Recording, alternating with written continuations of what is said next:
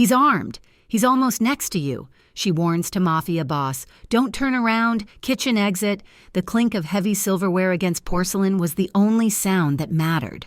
That, and the low, confident murmur of voices discussing things Camila Reyes had trained herself not to hear. She moved between the white-clothed tables of Bellaterra Trattoria with a practiced, liquid grace. Her presence meant to be felt only as a whisper, a refilled water glass, an emptied bread basket. Her uniform was pressed, the long-sleeved white shirt starched to hide the faint, silvery lines that mapped her left forearm, a roadmap of a life she kept buried 6 feet deep. Bellaterra was not just a restaurant in a city that throbbed with noise and neon. It was a quiet, consecrated space. It was known, in certain circles, as neutral ground. The food was old world, the wine list was extortionate, and the clientele owned the city, or at least the shadows that ran beneath it. It was late, past 10 o'clock, and the dinner rush had long since bled away, leaving only the dregs, the serious men in the private back rooms, the ones who ate little and spoke less. Camilla's feet ached, a dull throb that worked its way up her spine. She wanted her shift to end. She wanted the sanctuary of her small, empty apartment. But first, she had to clear table 4. As she approached, she felt a change in the air, a drop in the room's barometric pressure. It was a feeling she recognized from her old life, the prickle of imminent violence. Her eyes, usually downcast, lifted. There was a man near the bar. He was not a patron. Patrons sat. They drank. They ate. This man was pacing, a tight 3-step rotation near the heavy velvet curtain that led to the restrooms. He was wearing a heavy canvas coat, the collar turned up, a ridiculous choice for the humid, late summer air conditioning that barely kept the dining room comfortable. His gaze was not on the bar, not on the art, but on the massive carved oak door at the front of the restaurant. His jaw was a knot of tension, and a fine sheen of sweat coated his upper lip. He was waiting. Camilla's heart gave a single, hard kick against her ribs. She knew that look. It was the look of a man wound so tight he was about to snap, or make someone else snap. She turned away, moving toward her station. Her peripheral vision locked on him. The manager, Mr. Rossi, was oblivious, polishing glasses and pointedly looking away from the man who was so clearly a deviation from Bellaterra's unspoken rules. The front door opened. The small brass bell, usually a cheerful sound, was a dull, heavy clang. Camilla didn't need to look. The entire room fell still, a vacuum of sound and motion. The man at the bar froze, his pacing forgotten, his body angling toward the entrance. Vincent Romano walked in. He was not a man, he was an event. Camilla had seen him before, perhaps twice in her 6 months here, always being ushered to the most private room, the one with its own exit. He was the boss of the Romano family, a man whose name was spoken in whispers or not at all. He was tall, dressed in a dark, impeccably tailored suit that seemed to drink the light in the room. He moved with a heavy, dangerous grace, flanked by 2 men who were his opposite, broad-shouldered, casual, their eyes constantly in motion. They were his guards. Camilla felt the cold spike of fear turn into something much sharper. The man in the coat, Vincent Romano. The equation was simple, stark, and terrifying. Vincent paid no attention to the dining room, his focus on the passage to the back rooms. He was walking directly toward the man at the bar. The man in the coat shifted. It was a subtle, predatory movement, a slight dip of the shoulder, a hand easing inside the bulky canvas. He was going to do it right here. Camilla's blood turned to ice. She was not a hero. She was a ghost, a woman trying to disappear. Getting involved was suicide. But letting it happen, letting the spray of bullets and blood erupt in this quiet room was a kind of violence her body refused to accept. The sound of the gunshot she knew was coming would shatter her. She was not thinking. She was moving. Her hand shot out, grabbing a heavy silver tray laden with dirty water glasses. She turned, stepping directly into the path between the 2 men, her movement disguised by her role. She was just a waitress, clearing a table. She drew level with Vincent Romano, close enough to feel the heat radiating off his body, to smell the faint, expensive scent of citrus and tobacco. The man in the coat was 3 steps away. 2, Camantry. "He's armed," she whispered, her voice low and frantic, directed at the wall just past Vincent's shoulder. She did not make eye contact. "He's almost next to you. Don't turn around. Kitchen exit." For a fraction of a second, Vincent Romano froze. The stillness was absolute. She felt the chill of his attention, a sudden, terrifying focus. He didn't turn. He didn't question. He obeyed. With a motion so fluid it looked casual. He veered left, away from the back rooms and toward the swinging silver doors of the kitchen. The man in the coat saw the deviation. Panic flashed across his face. He fumbled, his hand coming out of the coat, and he lunged. He never had the chance. Vincent's 2 guards, silent until that moment, exploded into motion. They had seen the man, seen the lunge. They moved like a single organism. One guard stepped in front, a human shield, while the other moved from the side, a brutal, efficient engine of force. Camilla didn't see the weapon. She just heard a sickening, heavy thud as the second guard's elbow connected with the man's throat, followed by a grunt as the first guard drove a fist into his solar plexus. The man folded, his lunge turning into a boneless collapse. A heavy, dark object skittered across the polished marble floor. It was over in 2 seconds. No gunfire, no screams, just a quiet, terrifying neutralization. Camilla was already gone. She didn't wait to see the aftermath. The second the words left her mouth, she was pushing through the kitchen doors, the tray rattling in her shaking hands. She dropped it on the steel counter, the crash of glasses making the line cooks jump. She didn't stop. She kept walking, past the flames of the grill, past the hiss of the dishwasher, and pushed open the heavy, insulated door of the walk-in freezer. She stumbled inside, collapsing against a rack of frozen veal. The shock of the cold, a sudden 20-degree drop, hit her like a slap. She gasped, the air fogging in front of her face. Her knees gave out and she slid down the metal rack to sit on the frigid, grated floor. She wrapped her arms around her legs, pulling herself small, and finally, she shook.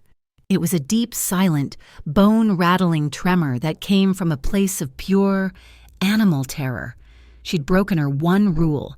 She'd made herself seen. She did not know how long she sat there, lost in the hum of the freezer's fans. 5 minutes, 10? It was Mr. Rossi who found her, his face a pale, sweaty mask.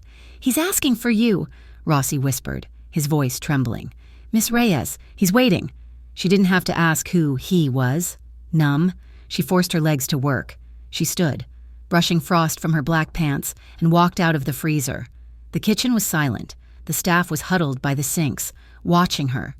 Rossi led her through the swinging doors, back into the dining room. The restaurant was empty. The patrons were gone. The table where the man had fallen was clean. The only sign of the incident, the glint of the dark object, a pistol, now lying on the bar. Vincent Romano stood by the front window, his back to her, looking out at the city lights. His 2 guards flanked the doorway. He was immaculate. Not a hair, not a thread, was out of place. He turned. His eyes were dark, not black, but a deep, piercing obsidian that seemed to see everything. He studied her, his expression unreadable. A block of carved granite. "You," he said. His voice was low, a rumble that vibrated in the silent room.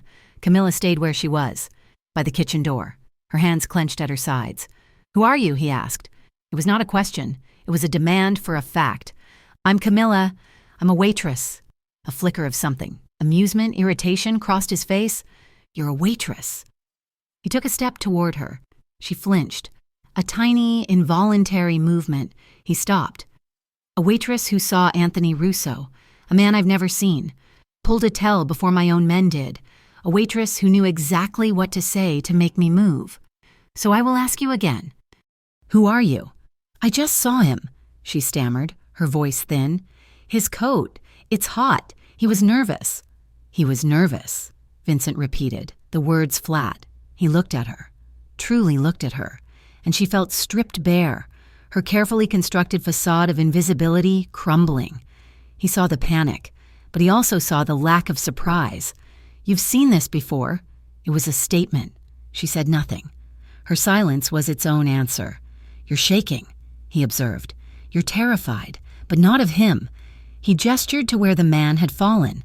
"You're terrified of me, and yet you saved my life." He closed the distance between them, stopping a foot away. She had to tilt her head back to look at him. She smelled the citrus and tobacco again, and something else, something metallic and cold, like steel. "I have to get my things," she whispered, a desperate plea to be released. "Dante," Vincent said, not looking away from her. One of his guards stepped forward. "Get her things." "I can," she started. "You will wait," he commanded. The guard disappeared into the staff lockers and returned a moment later with her worn gray backpack. He handed it not to her, but to Vincent. "I'm driving you home," Vincent said. "No," she said, the word out of her mouth before she could stop it. It was too fast, too defiant. "No, thank you. I'll take the bus. I'm fine." He studied her for a long, heavy moment. "You are many things. Camilla the waitress, but you are not fine, and you will not be taking the bus." He held out her backpack. She looked at his hand, strong, clean, unadorned except for a simple gold signet ring. She took the bag, her fingers brushing his. His skin was warm, the contact a small, electric shock. He turned and walked out the door. His guards followed, one of them opening the back door of a black armored sedan that idled at the curb. It was not a taxi. It was a fortress on wheels. Camilla stood frozen on the sidewalk. This was a nightmare. This was the exact kind of attention, the exact kind of man. She had spent the last 2 years running from— "Get in the car, Camilla," Vincent said from the darkness of the back seat. She looked at the bus stop a block away, an island of light in the dark street. She looked at the car. To refuse was to make a statement, to draw even more attention, to seem even more suspicious.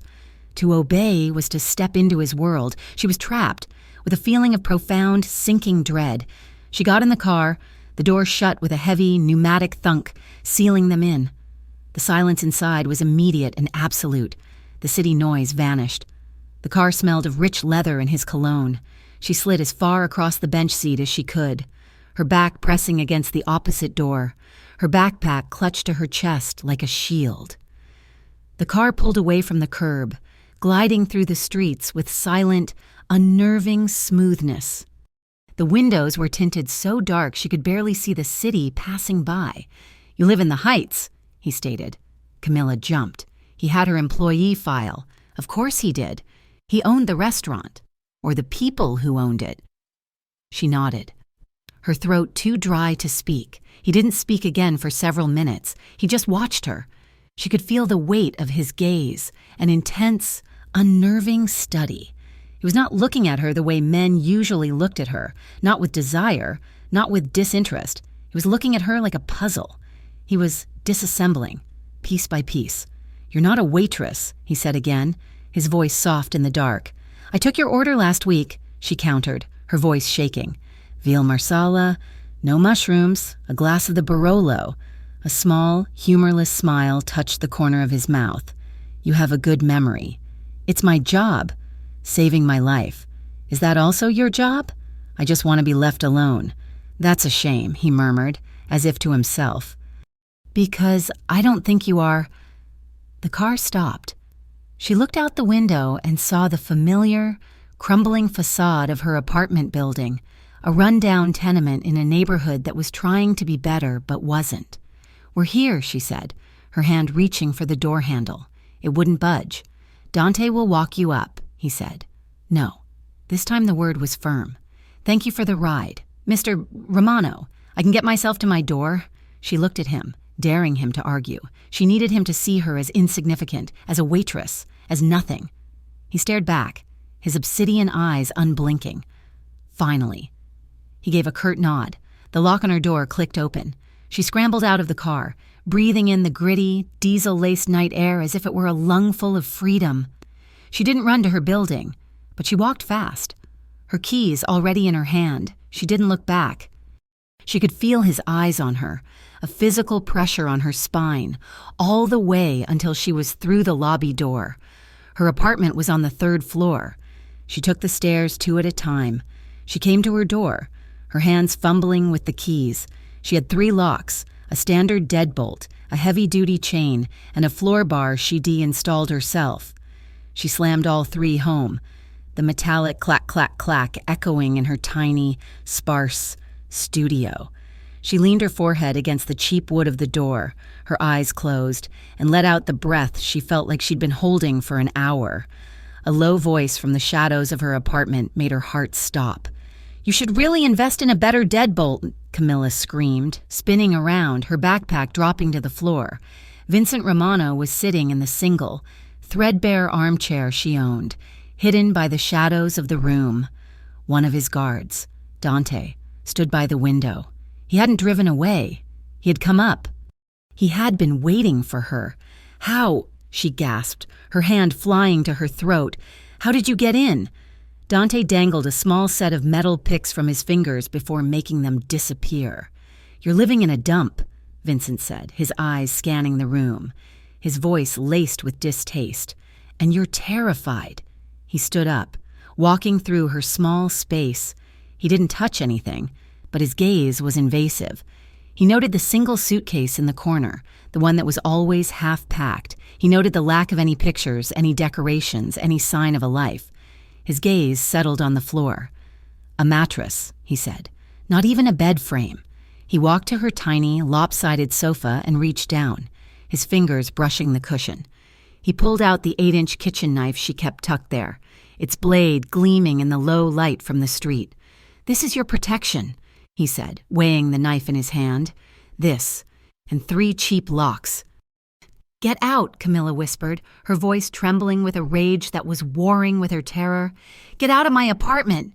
Vincent tossed the knife, handle first, onto the mattress. It landed with a soft thud. "You saved my life tonight, Camilla. That means 2 things. 1, I owe you. And 2, you are now a target. Whoever sent Russo will want to know who the girl was who warned me. They will want to talk to you." He stepped toward her, his presence sucking all the air from the room. "So, you have a choice. You can tell me who you are. Tell me who you're running from. I will give you my protection. I will find whoever it is that taught you to look for a man with a gun, and I will make him disappear." His offer hung in the air, heavy and suffocating. Protection. His protection. It wasn't protection, it was a cage. A different kind of cage, but one just as deadly. "No," she said, her voice small but fierce. "I don't want your protection. I don't want your world. I told you." "I just want to be left alone." Vincent studied her, a flicker of genuine curiosity in his eyes. "You would rather face them alone, with your kitchen knife, than trust me." "I don't trust anyone," she said. He held her gaze for an eternity, then nodded slowly. "As you wish." He walked to the door. Dante was already there, undoing the locks she had just secured. Vincent paused, his hand on the doorknob, and looked back at her. "You're wrong, you know," he said, his voice quiet. "You're already part of my world. You stepped into it the second you whispered in my ear. You just saved my life. They saw you. You're not safe anymore. Not from them, and not from me." He left. The door clicked shut, leaving her alone in the violated silence. She didn't move for a long time. She stood, shaking, until the sound of the sedan's engine faded down the street. She ran to the door, slamming the locks home again, her hands so unsteady she had to try twice. She didn't sleep. She couldn't. She paced the small room, the knife now clutched in her hand, her mind racing. He was right. He was right. She was exposed. They had seen her. Russo's employers, Vincent's enemies, they would be looking for her. She had to run. Again. She grabbed her backpack, shoving the few clothes she owned into it. Her hands were shaking so hard she dropped her phone. She picked it up, plugging it into the charger for a few minutes of desperate power. 3 o'clock in the morning. The city was in its deepest slumber. That's when she heard it. It was not the sound of a key. It was not the sound of a lockpick. It was a faint, metallic scrape.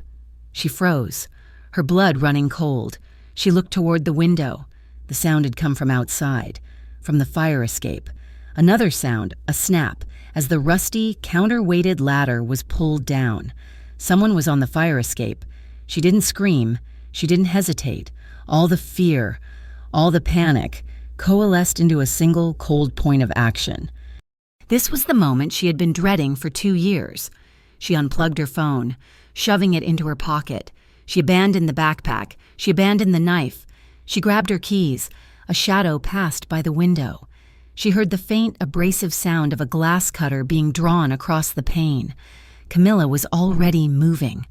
Silently, on stocking feet, she crossed the room. She didn't go for the window. She went for the door. Her fingers, slick with sweat, worked the locks slowly, silently, easing the deadbolt back, lifting the bar, the sound of the glass tapping, about to be pushed in. She pulled the door open, slipped into the dark, foul-smelling hallway of her building, and ran. She didn't take the elevator. She took the stairs, her feet flying, taking 3 at a time, her breath a painful sob in her chest. She hit the lobby door, slammed her shoulder into the bar, and burst out onto the street.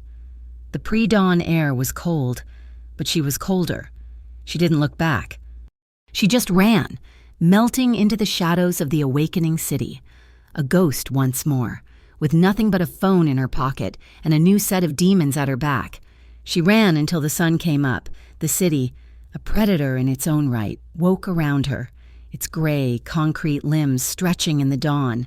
The rumble of sanitation trucks and the hiss of street-cleaning machines provided the soundtrack to her defeat.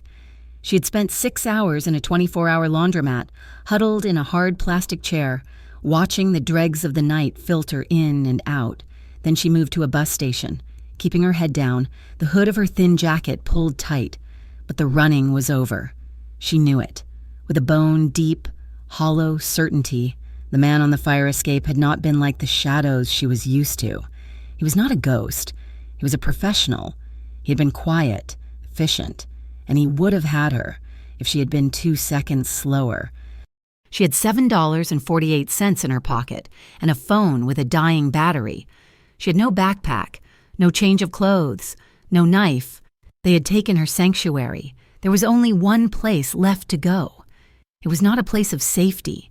It was, she suspected, the source of the entire problem. But it was the only place where she might find an answer, or at least a different kind of monster. It was 7 in the morning when she reached the Bella Terra trattoria. The street was clean, the previous night's drama scrubbed away. The restaurant was dark, closed, the chairs upended on the tables. She pushed on the heavy oak door, expecting it to be locked. It swung open with a heavy, silent groan. The dining room was steeped in shadow, the only light a pale gray filter from the front windows. He was there. He was sitting at the bar, in the exact spot where the man in the coat had paced. A single cup of coffee was in front of him. Vincent Romano did not look up as she entered. He seemed to be studying the dark grain of the wood. "You're late," he said. His voice, in the empty room, was a low vibration, like a cello string plucked in the dark. Camilla stopped just inside the door, her body a single, screaming ache. She was covered in street grime, her hair matted, her face pale with exhaustion. A long, red scrape, from where she'd hit a railing on the stairs, marked her left cheek. He finally turned. His obsidian eyes took in her appearance. He saw the scrape, the tremor in her hands, the absolute soul-crushing defeat. He saw a woman who had been hunted all night and had lost. "They were fast," he said. It was not a question. "Faster than I expected." "Who?" she whispered, her voice a dry rasp. He ignored the question. "You're hurt." "I'm fine." She lied. The words were automatic, a reflex, and they sounded pathetic even to her. A humorless smile touched his lips. You're done running." He stood, the motion fluid and precise. He was dressed as impeccably as the night before, in a dark, custom-looking pair of slacks and a gray shirt that molded to his shoulders. He was a man who owned the world, and he had been waiting for her, a piece of flotsam, to wash up at his door. "What do you want?" she asked, her voice shaking. "I told you what I wanted," he said, walking toward her. He stopped a few feet away. "I wanted answers. But the situation has changed. Now, I want compliance." He looked down at her, his expression hard, unyielding. "You are staying with me.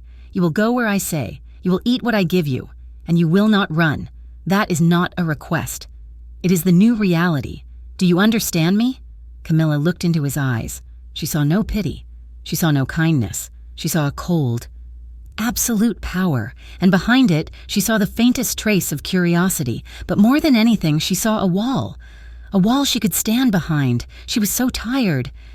The thought of running another step, of looking over her shoulder one more time, was more terrifying than the man standing in front of her.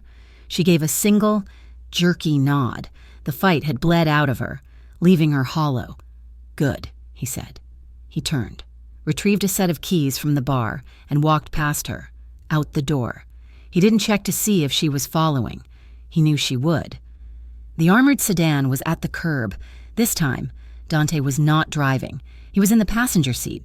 Vincent got in the back. Camilla, her entire body trembling, slid in beside him, keeping her distance. The car pulled away, and she watched the restaurant, her last failed attempt at a normal life, disappear. They drove for 20 minutes, heading downtown, toward the steel and glass towers that pierce the sky. The car delved into a private underground garage, passed through 2 separate, heavy-duty security gates, and parked in a reserved spot next to a black elevator. The elevator opened directly into the penthouse. Camilla stepped out and her breath caught. Her apartment, her entire life, could fit into this one room. It was not a room, it was a cavern of glass. 3 walls were floor-to-ceiling windows, offering a 180-degree view of the city below. The sky was gray, the city lights just winking out, and she felt like she was floating.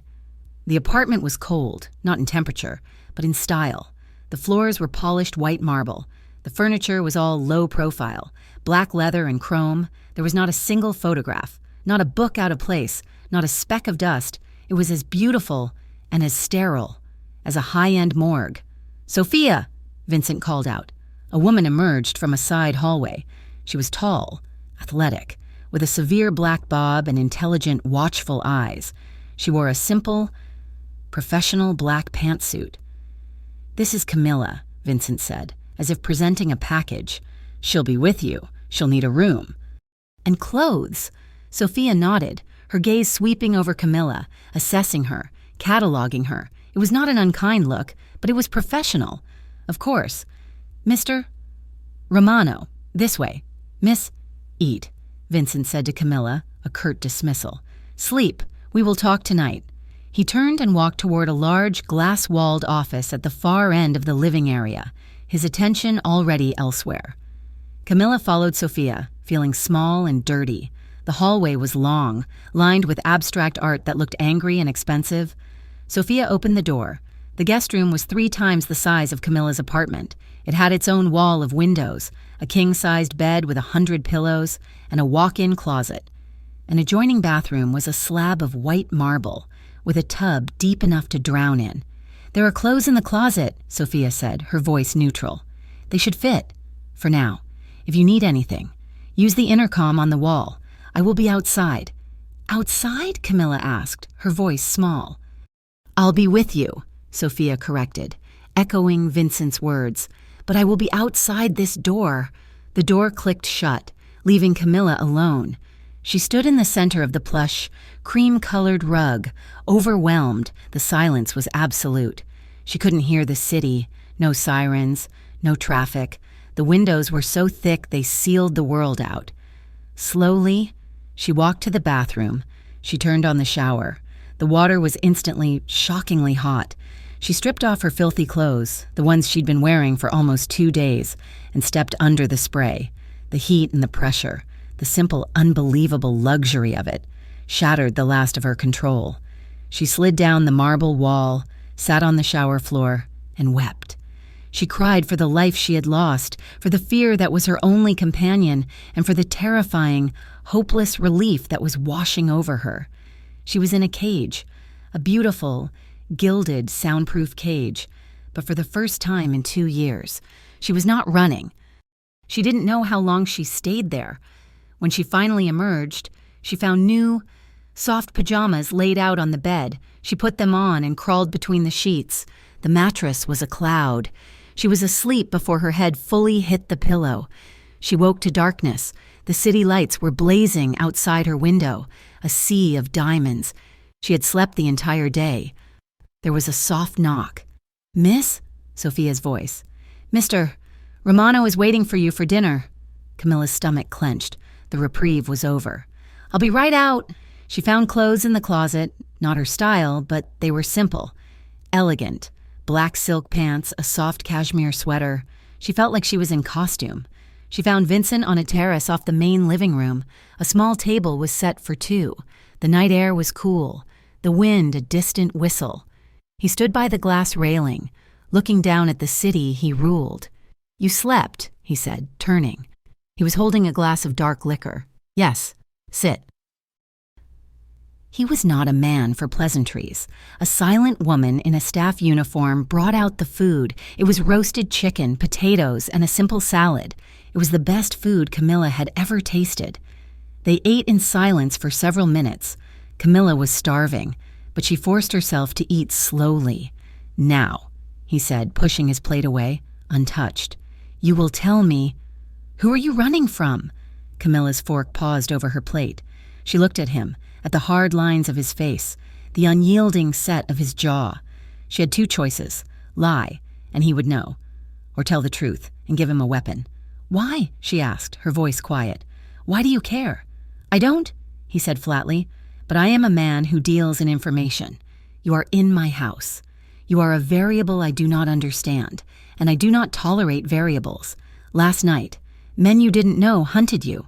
The night before, men I didn't know hunted you. I need to know who I am protecting you from." "You don't know that," she whispered. "You don't know they were different." "Don't I?" he asked, a cold smile touching his lips. "The men on your fire escape were clumsy. Professionals, but clumsy. They were sent to grab you, to question you.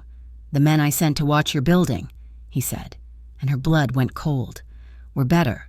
They were my men, and they were already there. They reported it at 3:15 in the morning, right after you ran."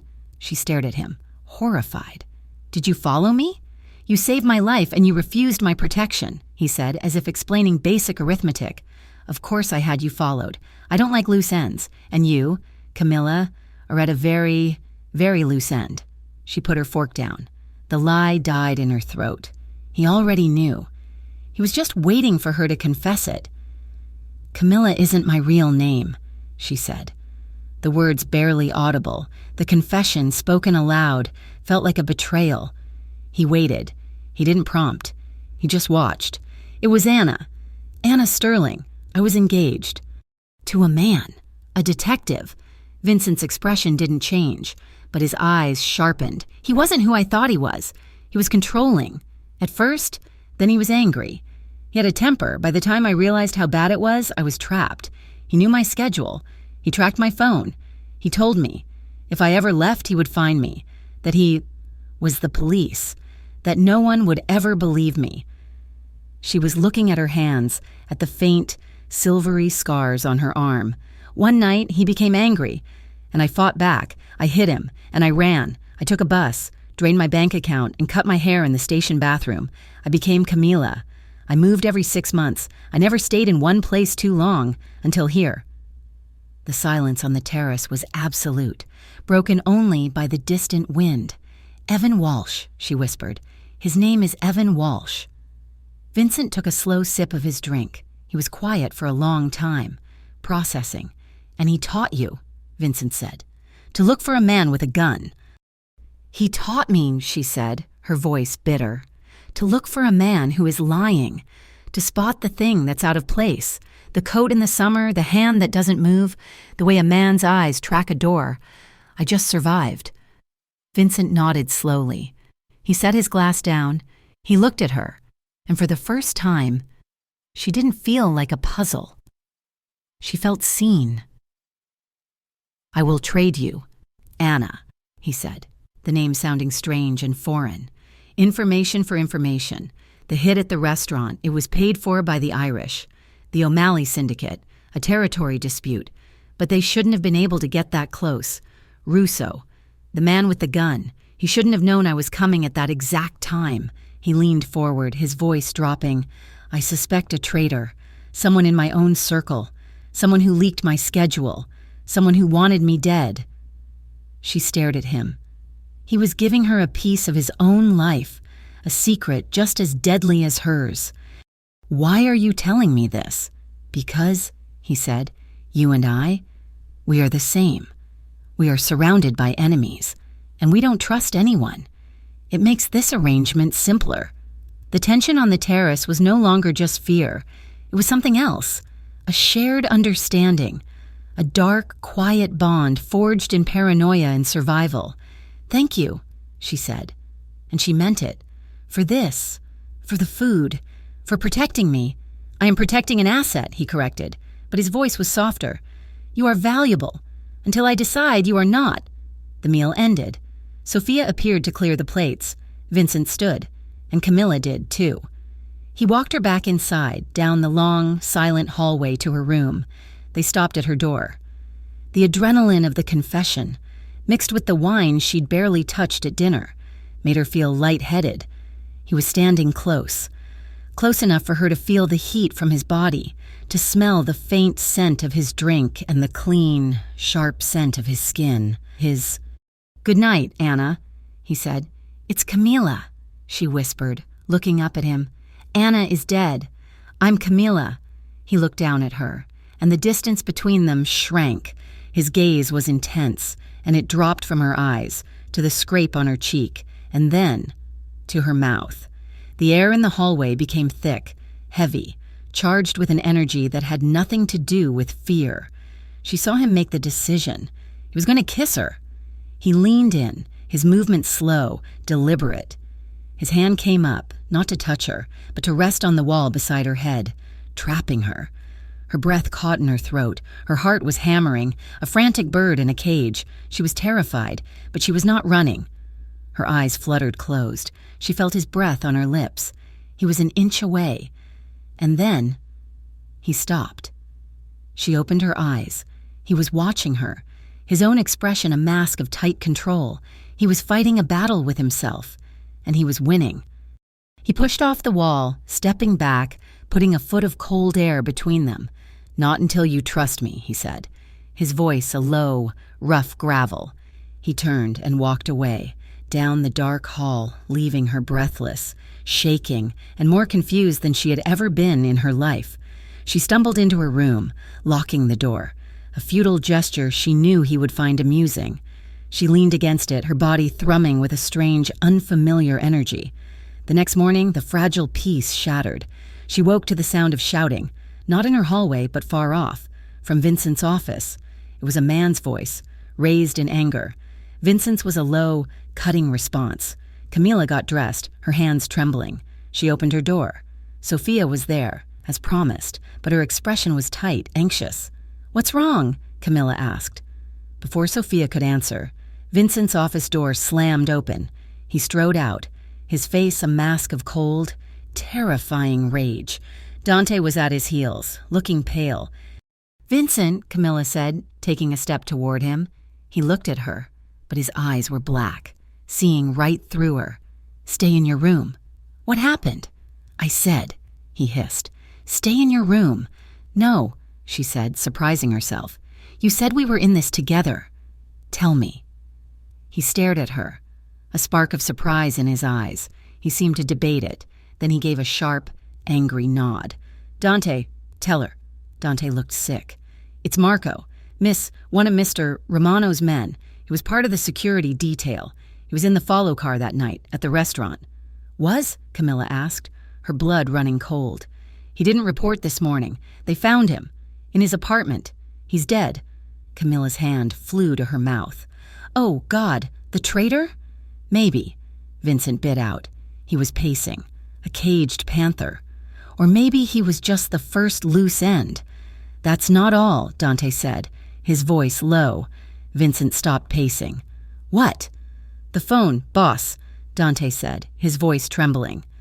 "His burner phone, the one he used for side business. They found it." "And?" Vincent demanded. Dante looked at Camilla, his expression a mix of fear and accusation.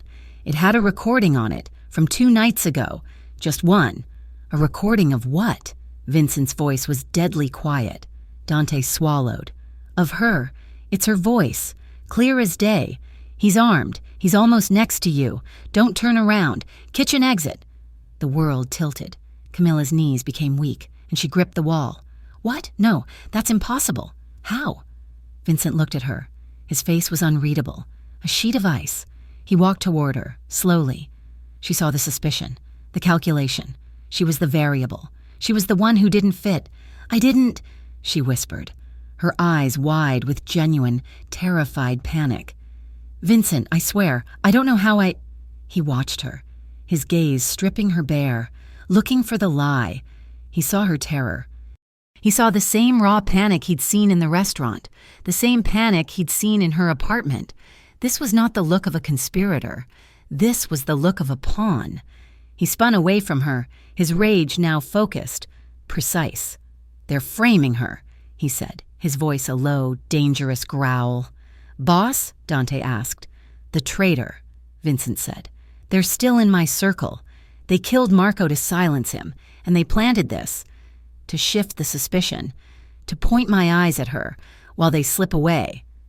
He looked back at Camilla, his expression no longer suspicious, but something far more intense, possessive. Lock it down, he ordered Dante. The whole building. No one in, no one out without my personal authorization. Double the security. I want eyes in every hallway. He strode over to Camilla, his presence a physical force. He grabbed her arm, his fingers digging into her sweater. Not painfully, but with an ownership that was terrifying. He pulled her away from the hallway, away from the windows, deeper into the center of the apartment. Vincent, you're hurting me, she said. They're not just trying to kill me, he said, his eyes blazing, his voice low and urgent. They're trying to use you to do it, and I am not letting that happen. He pulled her close, his face just inches from hers. You wanted my protection? You have it. But this is the new rule. You are not safe, not even here. From this moment on, you do not leave my sight. The penthouse was no longer a sanctuary. It was a high-security prison. Vincent was true to his word. Camilla did not leave his sight. When he spent hours in his glass-walled office, she sat on the leather sofa just outside, under the watchful, now pitying eyes of Sophia. When he ate, she sat across from him. When he slept, 2 of his men, Dante included, sat on chairs in the hallway outside their separate bedrooms. The gilded cage had become a claustrophobic, soundproof box. Tension was a living thing in the apartment. It was a cold fog that seeped under the doors and coated the marble floors. Vincent had begun a quiet, brutal purge, one by one. Members of his inner circle, his capos and soldiers, were summoned to the penthouse. They entered looking confident and left, an hour later, looking pale, their loyalty questioned. Camilla heard the muffled shouts. She heard the scrape of a chair being thrown, followed by Vincent's low, cutting voice that sliced through the anger like a surgeon's blade. She was a ghost at the feast, the living embodiment of betrayal, and the men who were paraded before their boss looked at her with a mixture of suspicion and cold fury. She was the new variable. She was the weakness. This was not protection. This was a different kind of terror. It had the same suffocating weight as Evan's control, the same feeling of being owned, of walls closing in. She was trapped, and the man who held the key was a killer. On the 3rd day of their confinement, the fog turned to ice. Vincent brought in a man who did not look like his other soldiers. He was small, thin, with restless, intelligent eyes and a laptop bag slung over his shoulder. He was a hacker, and his name was Silas. They sat in Vincent's office, the heavy door open. Camilla was on her requisite sofa, pretending to read a magazine, her body rigid. You wanted to know about the phone, boss, Silas said, his fingers a blur across his keyboard. The burner found on Marco, the one with the recording. You traced it, Vincent said. It was not a question. I did, Silas said, and he sounded almost apologetic. The audio file was uploaded to Marco's phone from a new, untraceable burner, activated 2 days ago. The SIM was part of a stolen batch. But, Vincent prompted, leaning forward. Silas hesitated. He glanced at Camilla, then back at his screen. But it wasn't paid for with cash. They got sloppy. Or maybe they wanted it found. It was purchased online, with a prepaid credit card. The name, Vincent demanded. Silas winced. This is the problem. Boss, the card and the burner phone registered with it, they're in her name. Camilla Reyes.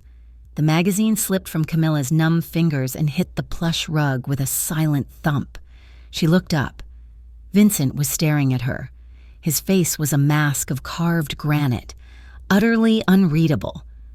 Dante, standing by the door, let out a low curse and his hand moved instinctively toward his jacket. No, Camilla whispered. It was all she could say. No, I don't have a credit card, she said, her voice gaining a desperate, frantic edge as she stood up. She looked at Vincent, pleading. I use cash. I only use cash. I haven't used my real name, or that name, on anything electronic in 2 years. I wouldn't know how. Her panic was raw, genuine. It was the same terrified animal panic he had seen in the restaurant, in her apartment. Boss, Dante said, his voice low and dangerous. It's her. It's been her all along. Vincent did not take his eyes off Camilla. He saw her face crumble. He saw the terror, the betrayal, the absolute soul-crushing unfairness of it. She was shaking her head, silent tears tracking down her cheeks. This was not the look of a traitor caught in a lie. This was the look of a victim being framed. He knew, with a sudden, cold certainty, that was exactly what was happening. Get out, Vincent said, his voice quiet. Boss? Dante asked, confused. I said, Vincent repeated, his voice dropping to a deadly growl as he finally turned to his man. Get out, all of you, now. Dante flinched, recognizing the tone. He nodded, pulling a stunned Silas with him. The office door clicked shut, leaving them alone. Camilla was sobbing, her hands covering her face. They used my name. Why? Because they are smart, Vincent said, his voice hard. He walked around the desk, not to her, but to the window. He looked down at the city, his hands clasped behind his back. They're trying to isolate me, and they were trying to isolate you. They're using your past against you. They know you're a ghost. They know you're the perfect person to blame. She looked up, her tears stopping. Do you believe me? I believe, he said, turning to face her, that this is a very good frame. Too good, too neat. They wanted this found. They wanted me to look at you, to kill you, to throw you off this terrace. And in the confusion, the real traitor would be safe. He walked over to her, stopping a foot away. I am not a man who is easily distracted. He did not comfort her. He did not touch her. He just stated it as a fact. But to her, it was everything. The tension, however, did not ease. It only changed shape. Later that day, Vincent's underboss, a broad, older man named Leo, came to the penthouse. He and Vincent spoke in the office, but this time, the door was closed. Camilla, sensing the shift, stood near it. She heard Leo's raised, furious voice. A waitress! Nobody! You're tearing our family apart for her. She's compromised you. Vincent? The reply was low, inaudible. I don't care if you believe her, Leo shouted. The men don't. She is a liability. Get rid of her. The door flew open, slamming against the wall. Leo was red-faced, angry. Vincent stood behind him, his face a mask of cold, lethal rage. She is under my protection, Leo, Vincent said, his voice loud enough for every guard in the penthouse to hear. She is mine. The next man who questions that, the next man who even looks at her with suspicion, answers to me. The traitor is still out there. They are using her to divide us. Do not let them. Now get your men in line, or I will. Leo stared, his jaw working, but he saw the look in his boss's eyes. It was a look that promised death. He gave a single, curt nod and left. Vincent turned, his chest still heaving with controlled fury. He looked at Camilla, who was pressed against the wall, her eyes wide. He had just declared, to his entire organization, that she was his. He had tied her to him, irrevocably. The weight of that public defense, the danger he had put himself in for her, was terrifying. That evening, The sky broke. A violent thunderstorm rolled in, slamming against the city. The rain came down in sheets, the wind howling around the corners of the penthouse, a sound of pure, primal rage. The city lights were a fractured, glittering blur. Camilla couldn't breathe. The air in the penthouse was too thick, too charged with his lingering anger and her own suffocating fear. She felt the walls, which had once seemed so distant, pressing in on her. She needed air. She walked to the terrace. The heavy glass doors were locked against the storm, but she found the override, her fingers fumbling with the latch.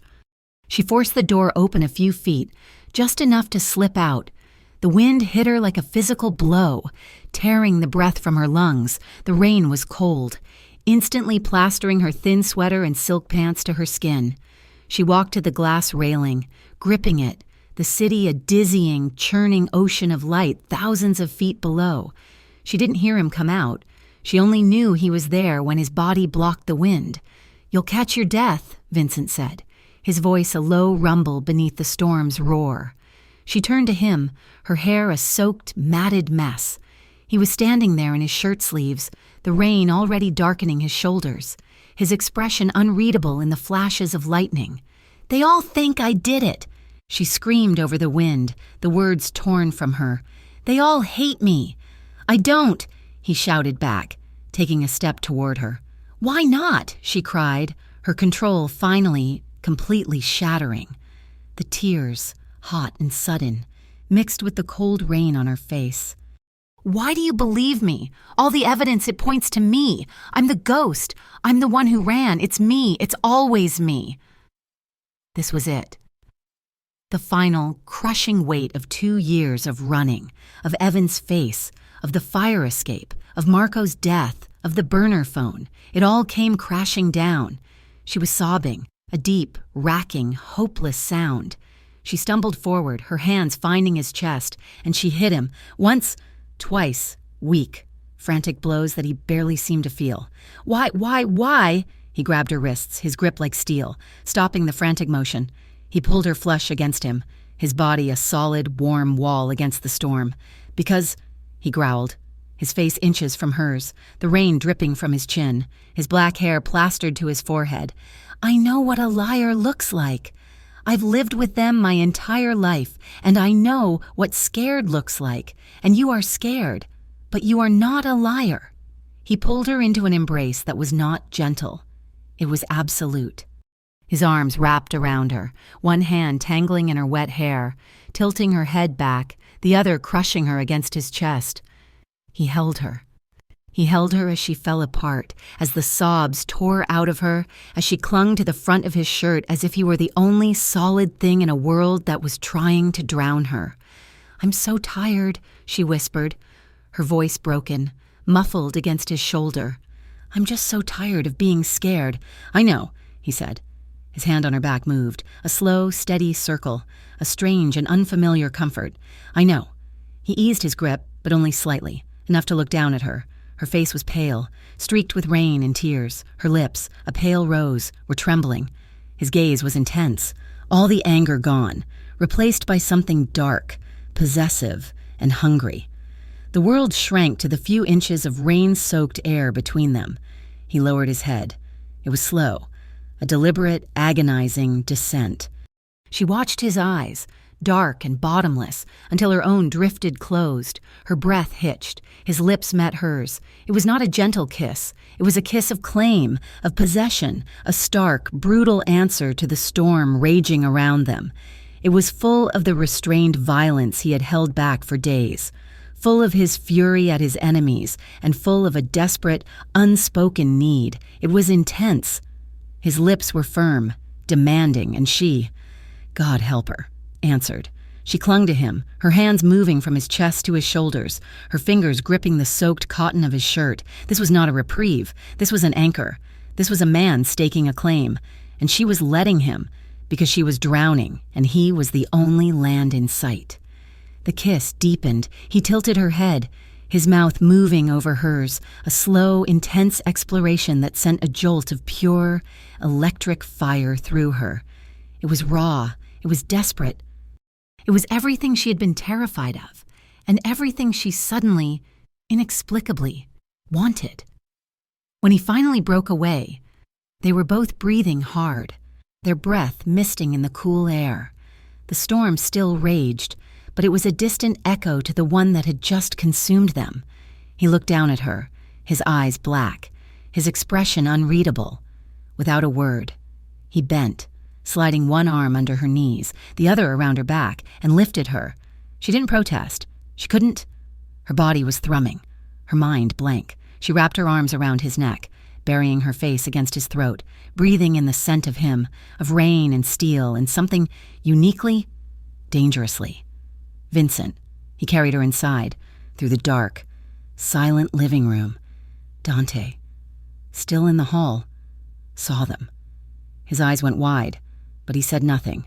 Turning his gaze to the floor, Vincent didn't care. He kicked open the door to her bedroom and shouldered it shut behind them. He set her down on her feet, but he did not let her go. They stood in the center of the dark room, the only light in the fractured city, their clothes dripping onto the expensive rug.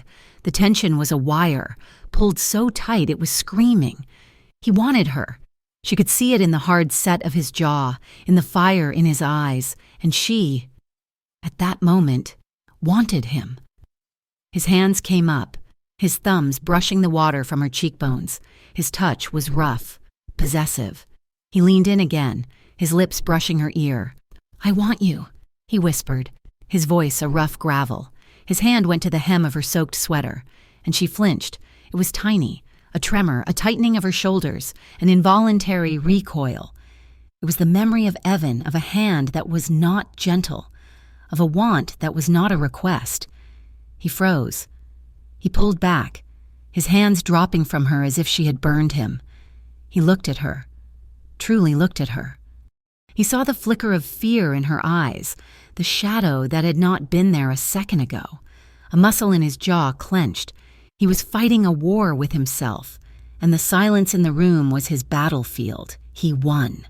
He took a step back, putting a foot of cold, charged air between them. He reached out, his hand stopping an inch from her face, gently, almost tenderly. He brushed a strand of wet hair from her cheek. "I want you," he said again, his voice hoarse, "but not when you're still scared." He turned his back to a rigid wall of control and walked out of the room, closing the door softly behind him. The next morning, the storm was gone. The city was washed clean. Camilla woke up, tangled in her sheets, her body still humming, her mind a mess. She had slept, for the first time, in a bed where she felt safe. She found him in his office, already on the phone, a new energy crackling around him. He'd given her something, a choice, and it had changed everything. Silas, the hacker, was back, his face pale with excitement. "Boss, you were right to have me keep digging. The burner was a plant, but the frame was bigger than that." Vincent hung up his phone. "Show me." "The security footage from the Bellaterra," Silas said, turning his laptop. "From the night of the attack. I pulled the backups from the server. Not just the local machine. Someone was thorough. They hacked the restaurant system remotely. Look." He typed. A video feed appeared. "This is from the main dining room camera, 10:07 p.m., the night of the attack. Here's you, walking in. And here," he pointed, "is our girl, Camilla, walking past." "The timestamps," Vincent said.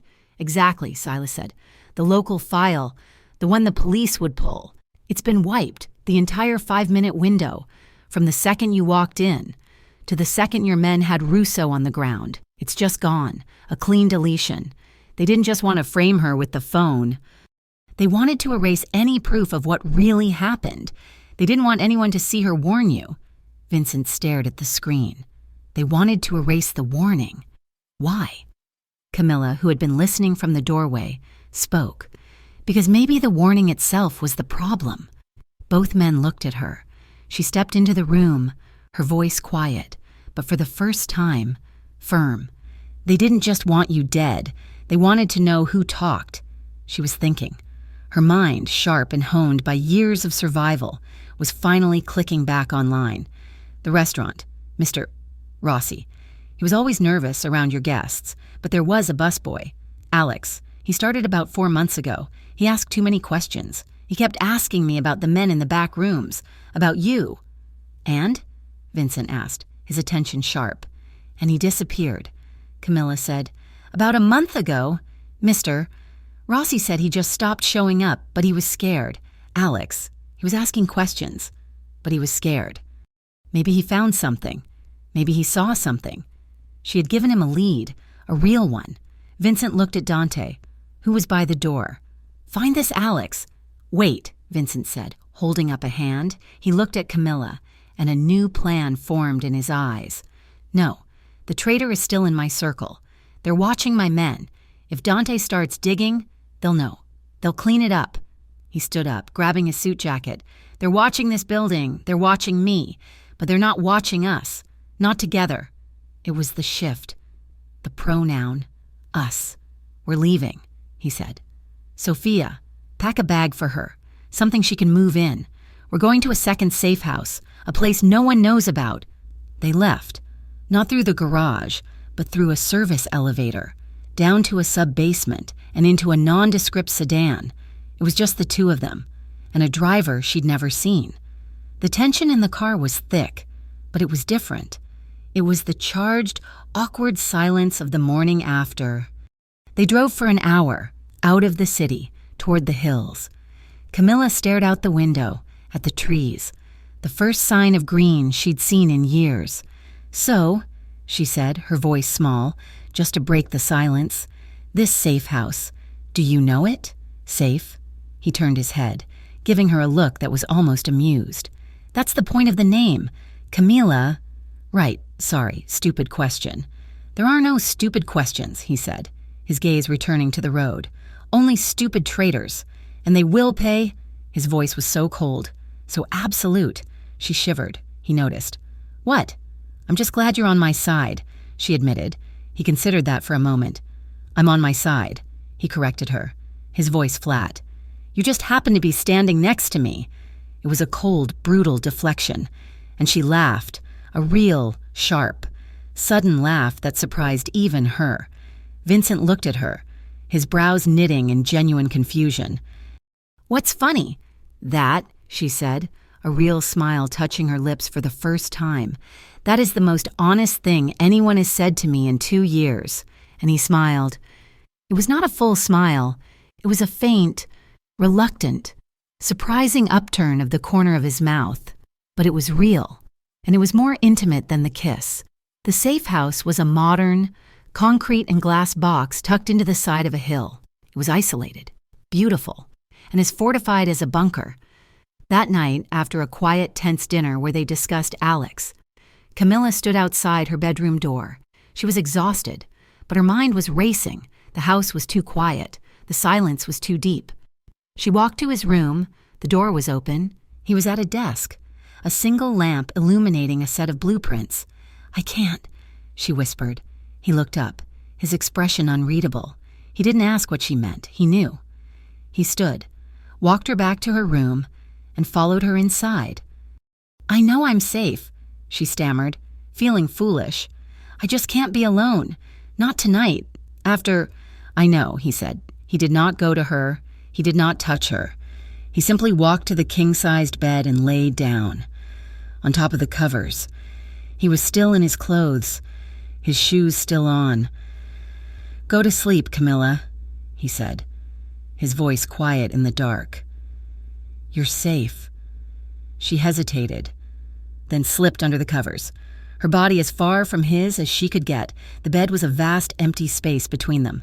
They lay in silence, 2 bodies in the dark, not touching. She was just drifting off, her body finally succumbing to a strange, safe exhaustion when she turned on her side, facing him. "Vincent?" she whispered. A beat of silence. "What?" "Thank you." He didn't say anything, but in the dark, she felt, more than saw, his hand move on the comforter, just an inch, until his knuckles were barely, almost, brushing the back of her hand. And in the silence, their breathing synced, and she fell asleep. The fragile peace of the safe house held for 2 days, 2 days of quiet, shared meals, of investigative work, and 2 nights where he lay, a dark, silent shape, on top of the covers in her room. He never touched her. He never spoke. Beyond a quiet, "Go to sleep, Camila." But he was there. A sentinel against the dark. For the first time in years, her nightmares receded. The line of his knuckles, barely touching her hand in the dark, had become her anchor. This new, strange truce, however, was a bubble, and the world outside was waiting with a pin. On the third morning, a car crunched up the gravel driveway. It was Leo, Vincent's underboss. Camila, who had been making coffee in the kitchen, froze. She saw him through the window, his broad, angry shoulders set against the morning light. He had not come for a social call. Vincent met him in the main living area, a large concrete and glass room. Camila, feeling the familiar prickle of fear, stayed in the kitchen, hidden by a dividing half wall, but she could hear every word. "She has to go. Vincent," Leo's voice was a low, furious rumble. "The men are restless. This girl, she's all they talk about. The Irish are laughing at us. They say you've gone soft over a waitress." "I don't care what the Irish say." Vincent's voice was cold. "And I don't care what my men talk about. I care about the traitor who is still breathing my air. This girl is the only one who's given me a real lead." "A lead?" Leo scoffed. "Or a diversion. We've been digging, boss, this Camila Reyes. The identity. It's clean. Too clean. It was created 2 years ago. Out of nothing. No one is that much of a ghost, not unless they're in witness protection or they're a plant, an informant." Camilla's blood ran cold. "She's not an informant," Vincent said, his voice flat. "You don't know that," Leo roared. "You're blinded. You're keeping her here, in this house, where no one else is allowed. You're breaking your own rules. She's a liability. She's a weakness, and she is going to get you killed." There was a long, heavy silence. Camila held her breath, her hand pressed against her mouth, waiting for Vincent to defend her, to tell Leo he was wrong. "She is my business, Leo," Vincent said, his voice dangerously quiet. "You will follow my orders, and you will find this busboy, Alex. That is all." "She's your business?" Leo's voice was laced with contempt. "She's not in business. She's a stray you've brought into the house, and she's poisoning us. Get rid of her, Vincent, before she's the only one left to put a bullet in your head." The sound was not a shout. It was a sharp, wet crack, the sound of bone connecting with bone. Camila flinched, a small cry escaping her, and she peeked around the corner. Leo was on the floor, his hand to his bleeding mouth, his eyes wide with shock. Vincent stood over him, his right hand unclenched, his entire body radiating a lethal, controlled fury. "You will never," Vincent hissed, "speak of her again. You will never question my command again. You will get out of my house, and you will do your job. Am I clear?" Leo, stunned and bleeding, scrambled to his feet. He gave a single, furious nod, spat blood onto the concrete floor, and left, slamming the door behind him. Camila sank back against the kitchen wall, her body trembling. He had hit him. He had defended her, but the words echoed in her head. A liability, a weakness. She's going to get you killed. She heard Vincent let out a ragged breath, the sound of a man pulling himself back from a precipice. She heard his footsteps, heavy, moving toward his office. The feeling that washed over her was not relief. It was a cold, sickening dread. Leo was right. She was a weakness. His men hated her. His enemies were using her. She'd been so stupid, so selfish, to believe this protection was anything but a delay. She was a woman hiding in a fortress, and all she was doing was painting a target on the fortress's walls. She had to go. She couldn't be the reason he died. She waited an hour, her heart a leaden weight in her chest. She heard him on the phone, his voice cold and hard again, all traces of the night's quiet gone. He was arranging things, moving men, hunting. She knew there was a laundry service, a discreet white van that came every other day, just before noon. She had seen it arrive from her window. She grabbed nothing, not her phone, not the clothes he had bought her. She couldn't risk him tracking her. She slipped out of her room, her feet silent on the polished floor. She moved through the house like the ghost she had once been, down a service hall and into the utility room. The laundry truck was there, backed up to the door, the driver inside the house, collecting the bins. She didn't hesitate. She slipped out the door into the loading bay and climbed into the back of the van, hiding herself behind a mountain of dirty linens. It smelled of bleach and sweat. It was the smell of escape. 20 minutes later, the van started. She felt the heavy rumble as it drove down the gravel path, the pause as the heavy front gate opened, and then the smooth, liberating glide as it pulled onto the highway. She was on her own. She always was. It was almost 2 hours before Vincent realized she was gone. The guard he'd posted at the end of the hall, a man named Sal, had finally knocked on her door for lunch. When she didn't answer, he opened it. The silence that followed was heavy. Then, "Boss, she's gone!" Vincent's rage was a cold, silent thing. It was not the heat he'd shown Leo. It was the Arctic fury of a man who had been betrayed, or worse, who had failed. The broken trust in her room, the empty bed she had refused to sleep in alone, was a physical blow. "Find her," he ordered, his voice a low command to every man in his organization. Find her, or find the ex-fiancé, the cop, Evan Walsh. She told me his name. He's dirty. Find him. I want the city turned inside out. I want eyes on every bus station, every train, every back alley. I want her found. Camilla, meanwhile, had been dropped off in the city. The truck had stopped in an industrial area, and she had slipped out. She was adrift. She had no money, no phone, no plan. She just walked, putting distance between herself and the van, until she found herself in a familiar, run-down neighborhood. She was exhausted, hungry, and terrified. She ducked into a small 24-hour diner, the kind with cracked vinyl booths and watery coffee. She sat in the back, her head down, trying to think. What now? Where could she go? She had run from Evan. She had run from Vincent. There was nowhere left. A cup of coffee slid onto the table in front of her. "You look like you could use this," a voice said. She looked up, and her heart stopped. It was not a stranger. It was a ghost. "Hello, Anna," he said. Detective Evan Walsh slid into the booth opposite her, his smile as handsome and as cold as she remembered. He looked exactly the same clear blue eyes, the same blonde, neatly cut hair, the same smug confidence. "Evan," she breathed, her body going rigid. "How did you find me?" "You're not that hard to find, baby," he said, his voice a low, patronizing purr. "Not when you're running with a man like Vincent Romano. He makes a lot of noise, and you were always predictable. You always run to places like this." He leaned forward. "Look at you. You're a mess. Did he hurt you? Is that why you ran? I've been so worried. Anna." The gaslighting was instant, familiar, the twist of concern, the blame, the implied ownership. The old Anna would have flinched. The old Anna would have cried. Camilla just stared at him, her blood turning to ice.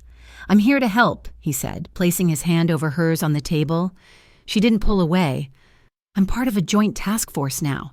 We're building a case against the Romano family. We just need one more piece, one more voice, someone from the inside." He squeezed her hand. "You're scared. I get it.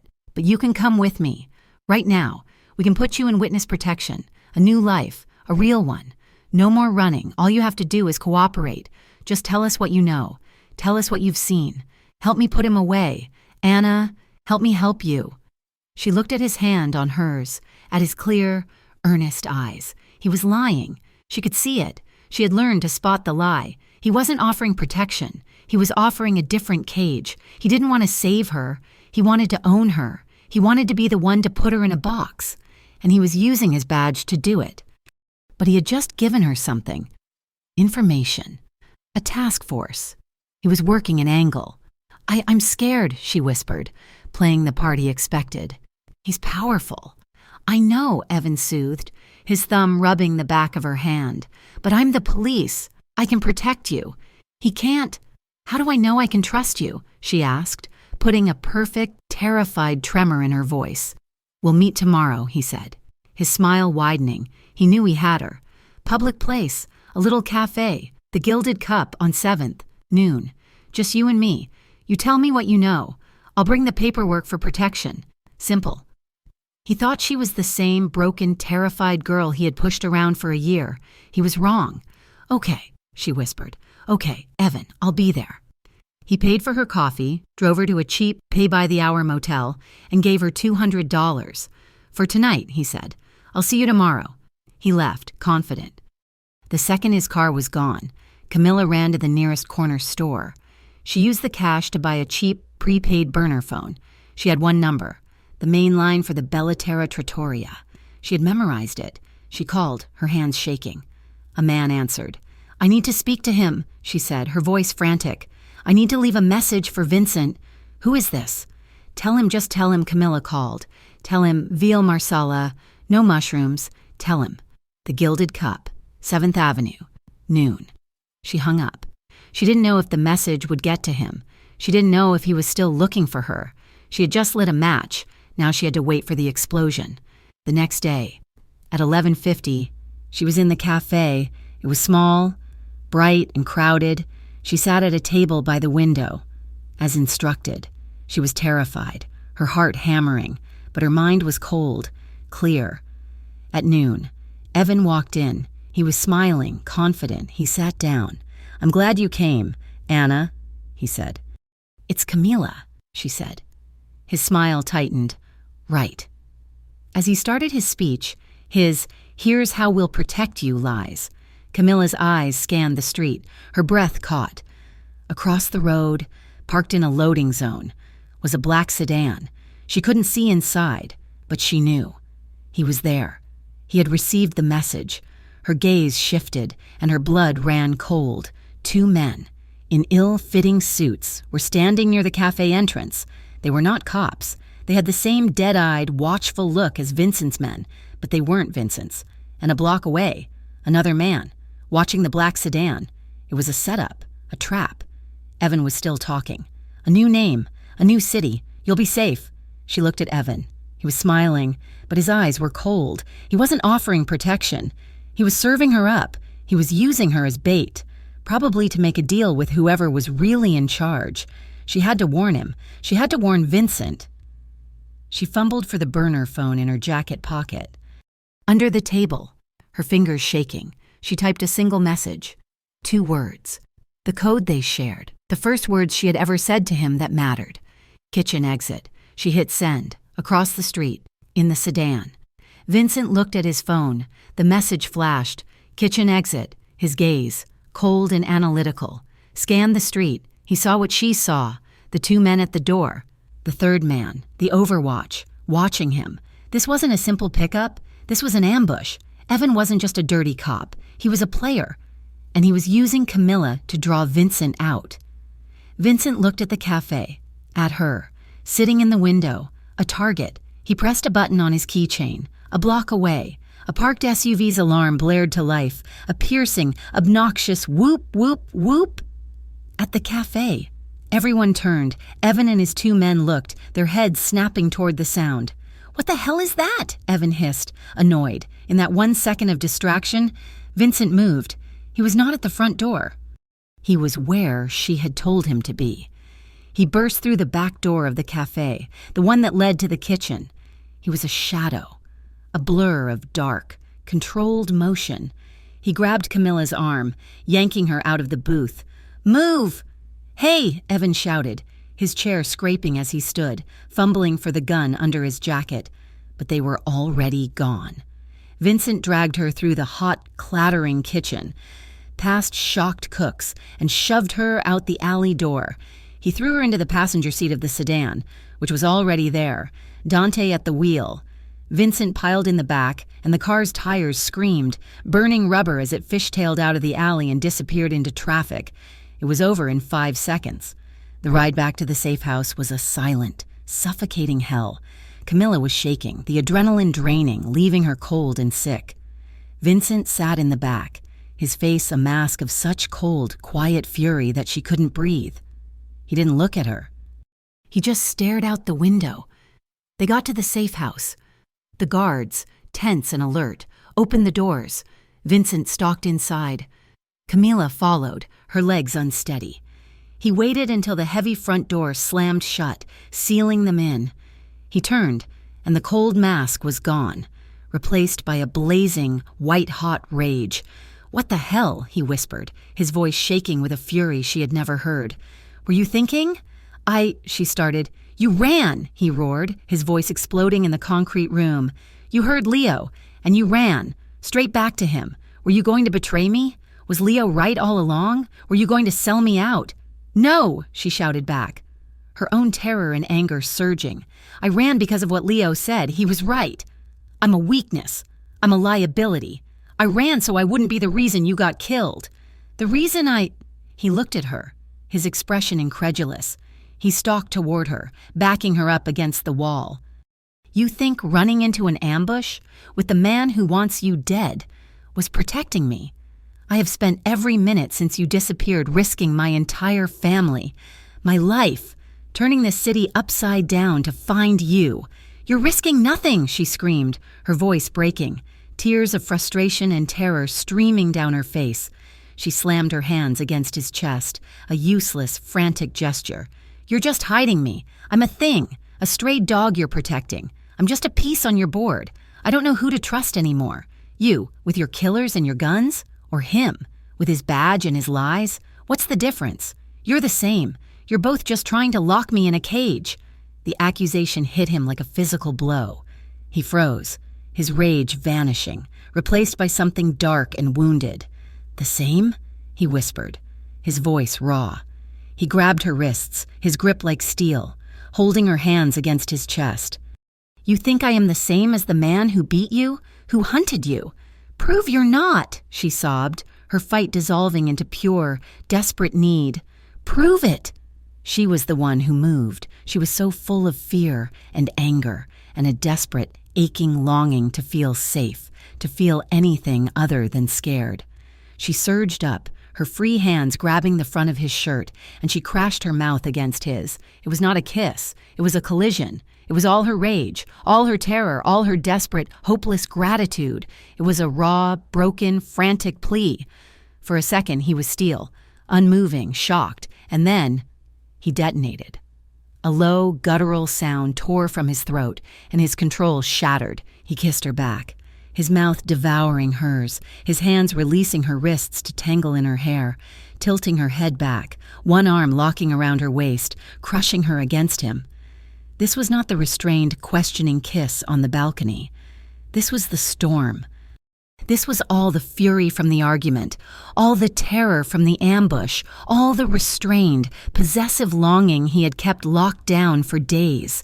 He lifted her, her feet leaving the floor, and backed her against the wall, his mouth never leaving hers. She wrapped her legs around his waist, clinging to him as if he were the only solid thing in a collapsing world. It was raw. It was desperate. It was not gentle. It was a claim. "Vincent," she gasped, her mouth moving against his jaw, his throat. "You are mine," he growled, the words a promise and a threat. "You are mine."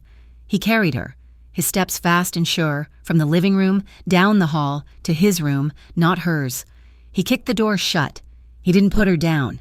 He pressed her against the door, his mouth finding hers again, his hands frantic, possessive. His hands were in her hair, on her back, at the hem of her shirt, his touch a brand. She met his desperation with her own, her hands unbuttoning his shirt, her fingers splayed against the hot, hard skin of his chest. This was not a surrender. It was a mutual, desperate ignition, all the fear, all the running, all the cold, lonely nights. They were burning away in this one. Violent, passionate blaze. He lowered her, letting her slide down his body until her feet touched the floor. His hands came up to frame her face, his thumbs brushing away her tears. He looked at her, his eyes black with a raw, desperate need that stole her breath. He was a killer, a monster, the king of a dark and violent world, and in that moment, he was looking at her as if he was drowning, and she was his last breath. The anger was gone. The desperation remained, but now it was laced with a strange, aching tenderness. He kissed her again, but this time, it was different. It was slow. It was deep. It was a question, a promise.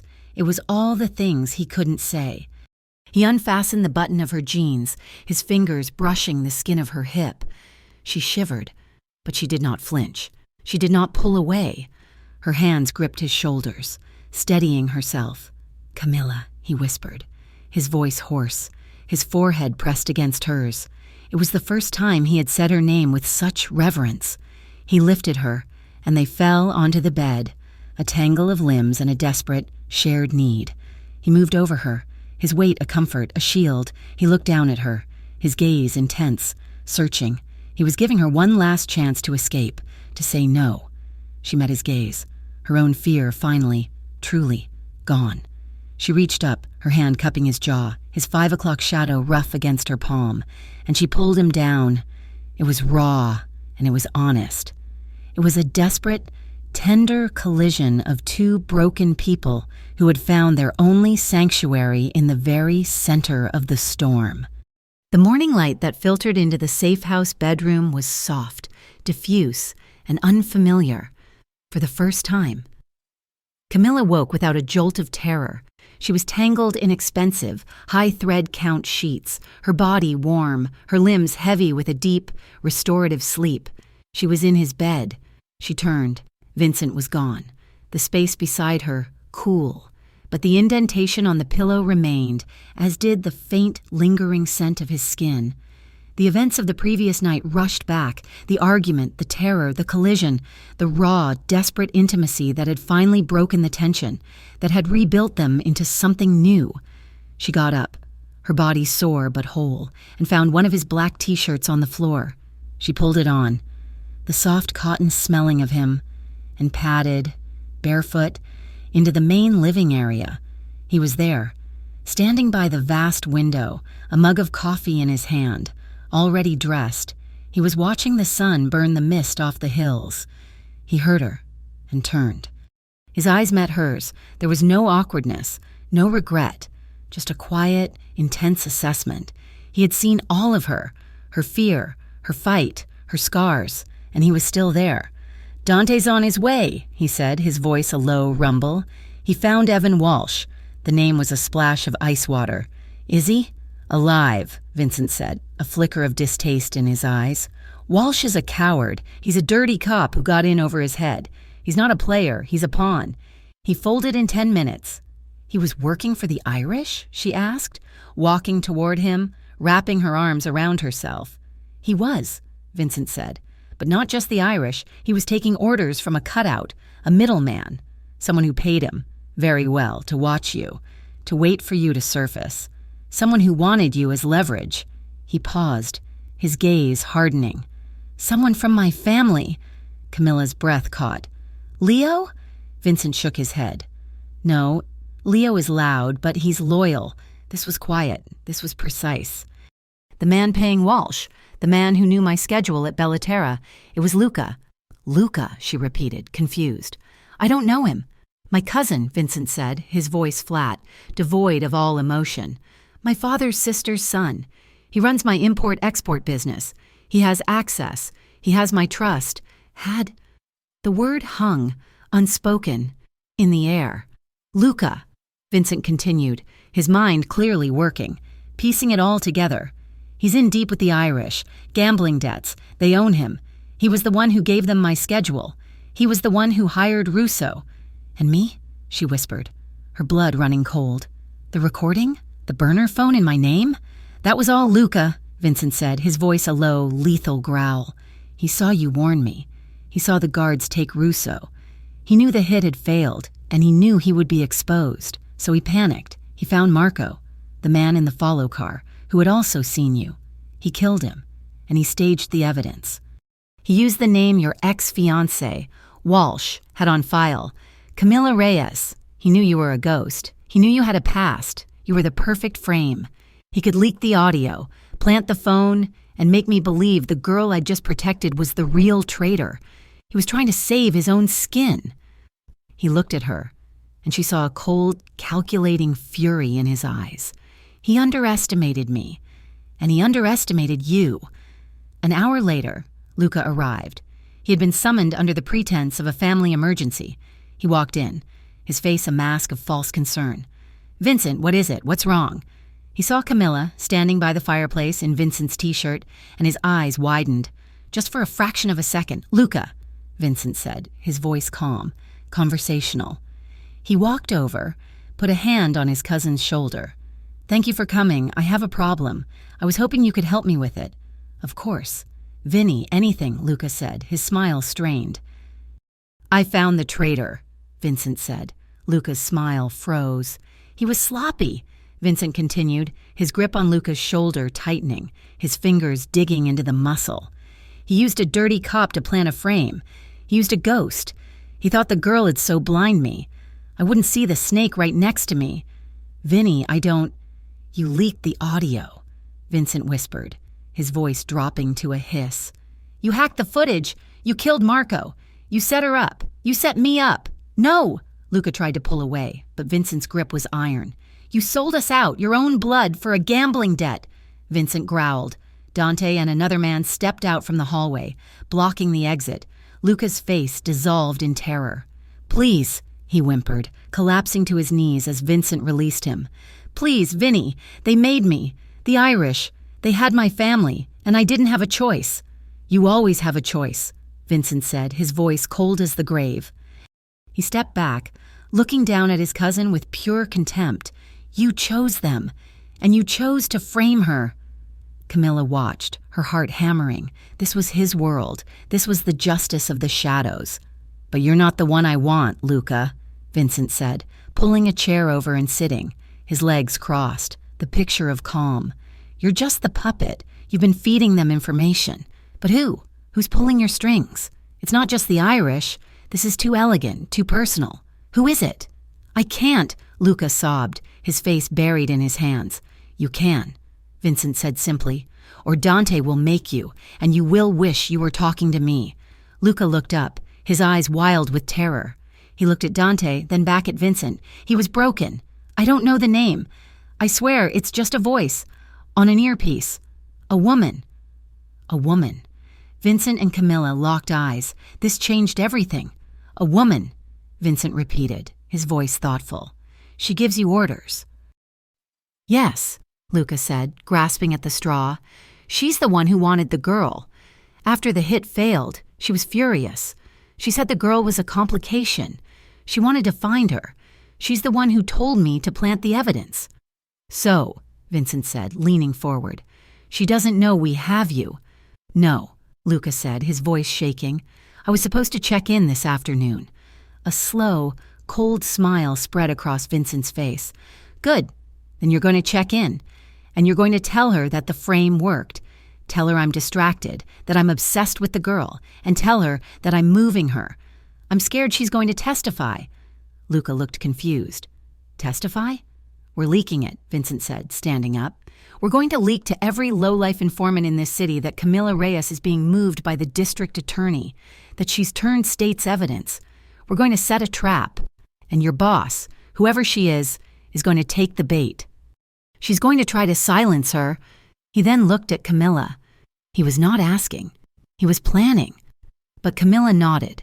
She was not the girl from the restaurant. She was not the woman who had run from the laundry truck. Okay, she said, her voice clear and firm. I'll be the bait. The plan was set for the following night. The location. The city's modern art gallery. During its annual black and white gala, it was public, crowded, and full of escape routes. Luca, under duress, made the call. He told his boss that Vincent was panicking, that he was moving Camilla, and that the only time to grab her was during the transfer. The meet would be in the back service area of the gallery, a concrete loading dock. During the chaos of the party, Camilla felt a strange, cold calm as she got ready. This was not like running from Evan. This was a choice. She was walking into the fire, but she was not alone. Vincent fitted a tiny, wireless earpiece into her ear. I'll be listening to every word, he said, his voice a low growl. Dante and 5 of my best men will be in a command van half a block away. I will be on the roof. Across the street, I will have a sniper rifle. Nothing will happen to you. His hands lingered on her shoulders, his gaze intense. The second Luca has you, the second you are abducted, my men will move in. We will take them all. Luca included, and you will be safe. She nodded, her throat tight. She played her part. She was transferred by 2 of Vincent's men, dressed as federal agents. They walked her, in handcuffs, through the service corridor. As planned, Luca and 3 other men, his Irish contacts, intercepted them. A fake, staged fight broke out. Luca grabbed Camilla, pulling her arm rough enough to look real. "Come on," he hissed, dragging her toward the loading dock. "The car's this way. It's done. I have her," Luca said into his own earpiece, his voice strained. Camilla's heart was a drum against her ribs. She could hear Vincent's steady, calm breathing in her own ear. "Good," Vincent's voice said. "Stay calm. We're moving in. Dante is 30 seconds out." They burst onto the loading dock. It was dark, illuminated by a single, buzzing fluorescent light. A black car was idling. "Good," a new voice said, a woman's voice, filtering through Luca's earpiece, sharp and clear. "The leak was good. He's rattled." Camilla froze. This was her, the woman. "But we have a new problem," the woman's voice continued, crisp and cold. "The Irish are fools. They sent a second team, and Vincent, he's not as distracted as you said. We have eyes on a sniper's nest, on the roof, across the street. It's him." A cold, liquid fear poured through Camilla's veins. "Vincent," she whispered, her voice shaking. "They see you. It's a trap. Dante, pull back now." Vincent's voice snapped in her ear. His calm shattered. "Change of plans, Luca," the woman's voice said, dangerously calm. "This just got better. Make it look like the Romano girl betrayed us. She had a gun. She shot you, and she shot him. His own weakness, his own girl, was his end. My second team is moving on the sniper's nest. Now, make it look real." Luca's eyes went wide. He grabbed Camilla, pulling her as a shield, his hand fumbling for his own gun. But Camilla was not looking at him. She was looking at the fire escape on the building opposite, the one that led to the roof. She saw movement. 2 men, in dark gear, climbing. "Vincent," she said, her voice clear, urgent, her old survival-honed instincts taking over. She was not the bait. She was the lookout. The men were almost at the top. They were armed. Vincent was exposed. "He's armed," she whispered into the earpiece. Her words a frantic echo of that first night. "He's almost next to you. Don't turn around. Kitchen exit." There was no kitchen. But to his left, there was a service door, a dark stairwell. "Go!" she screamed. She did not know if he had moved. She did not know if he had listened. She just reacted. She slammed her heel down as hard as she could onto Luca's instep. He roared, his grip loosening. She drove her elbow back into his solar plexus. He grunted, and she ripped free of his grasp. "Dante! Now! Now! Now!" Vincent's voice roared in her ear, no longer from a distance, but from nearby. The loading dock exploded. It was not a gunfight. It was a brawl. Dante and 3 of Vincent's men burst from the shadows, not with guns firing, but as a silent, brutal wave. They hit Luca's team, and the fight was a flurry of dark, desperate motion, the sound of fists on flesh, of grunts, of bodies hitting the concrete walls, echoed in the night. Camilla scrambled behind a stack of metal dumpsters. A man, one of the Irish, saw her and lunged. Before he could reach her, a shadow detached itself from the stairwell. It was Vincent. He was not on the roof. He had never been on the roof. The sniper was a diversion. He had been there, in the dark, the entire time. Vincent moved like a panther, his fist connecting with the man's jaw in a short, brutal arc. The man dropped like a stone. The fight was over in 10 seconds. Luca was on his knees, his nose broken, his hands zip-tied. His men were unconscious. Vincent was breathing hard, his knuckles split and bleeding. He stalked over to his cousin, who was sobbing. "Who is she?" Vincent demanded. "Please, please," Luca wept. Vincent grabbed him by the hair, yanking his head back. "The name. Now." "Moretti," Luca screamed, the name tearing out of him. "Elena Moretti, the boss of the Milanese family. She said you were weak, that you were vulnerable. She wanted you. She wanted her to control you, to put you on a leash. She said love was the best leverage." Elena Moretti, a rival boss. A woman who had wanted to destroy him not with a bullet, but with his own heart. Vincent let him go, dropping him in a heap. He turned, his chest heaving. his face bruised from a punch he had taken in the melee. He looked at Camilla, who was still trembling behind the dumpster, her eyes wide with shock. He walked over to her, his steps heavy. He knelt in front of her. "It's over," he said, his voice rough. I, she stammered, the adrenaline crashing. "This is my fault, all of this. She wanted me. Because of me. I'm your leverage, your weakness." The words were choked, full of a crushing, suffocating guilt. She had been the weapon, the tool to destroy him. "Camilla," he said, his voice sharp. He grabbed her face, his hands rough, his palms scraping against her skin, his bleeding knuckles smudging her cheek. He forced her to look at him, his dark eyes blazing with a fierce, protective light. "You saved me," he said, his voice a low, intense growl. Again. "You were in the dark, and you were the only one who saw the threat. You spoke, and I listened. You are not my weakness. You are my goddamned eyes. You saved me. That means everything." He pulled her to her feet, his hands still framing her face. He was bruised, and he was bleeding, and he had never looked more real. He leaned in, pressing his forehead against hers, and in the chaos of the loading dock, surrounded by his men and his broken enemies, he was her anchor. The storm was not over, but he was her sanctuary.